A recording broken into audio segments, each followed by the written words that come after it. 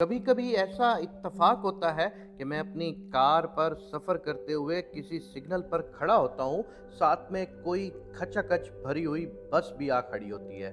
تو یوں ہی انجانے میں اس بس میں موجود کسی شخص پر نظر پڑ جاتی ہے جو تھکا ہارا پسینے میں شرابور اس بھری ہوئی بس میں ایک ہاتھ سے ریلنگ پکڑے کھڑا ہوتا ہے۔ اس کے چہرے پر سارے دن کی تھکن اور حالات کی بے بسی جھلک رہی ہوتی ہے۔ وہ یقیناً روزی روٹی کی تلاش میں صبح کا نکلا، اب رات میں گھر لوٹ رہا ہوتا ہے۔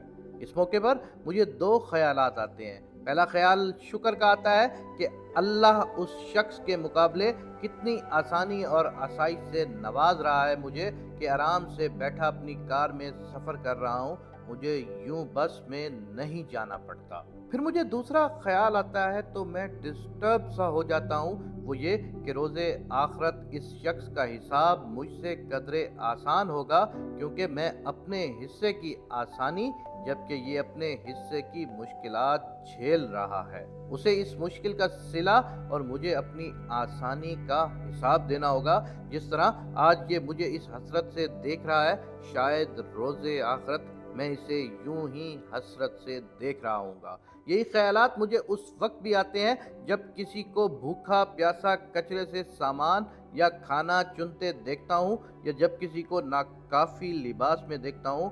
ہم میں سے ہر شخص کسی نہ کسی کے مقابلے آسائش تو کسی کے مقابلے زیادہ پریشانیوں کا شکار ہے۔ میرا ایمان ہے کہ جس نے مشکلات دیکھی، روز آخرت اسے اس کے صلے میں اللہ آسانی اور رحم کا معاملہ فرمائے گا۔ جس نے دنیا میں نعمتیں اور آسانیاں دیکھیں، روز آخرت اس کا قدرے سخت حساب ہوگا۔ بے شک اللہ انصاف کرنے والا ہے۔ ہم سب فطری طور پر اللہ کی نعمتوں اور آسانیوں کے طلبگار ہیں۔ یہ نعمتیں دراصل ایک امتحان ہے جن کا اکثریت کو احساس نہیں۔ جنہیں یہ نعمتیں میسر ہیں وہ خود کو آخرت کے سخت حساب کے لیے بھی تیار رکھیں، زیادہ سے زیادہ صدقہ اور خیرات کریں، مخلوقات کو راحت پہنچائیں، تکبر سے کوسوں دور رہیں، اکثر بیشتر استغفار کیا کریں، دل کو نرم رکھیں اور دوسروں کا درد بھی محسوس کریں۔ اللہ اپنے محبوب بندوں کو زندگی میں ضرور کسی نہ کسی آزمائش سے دوچار کرتا ہے، کسی نہ کسی طرح ضرور امتحان لیتا ہے۔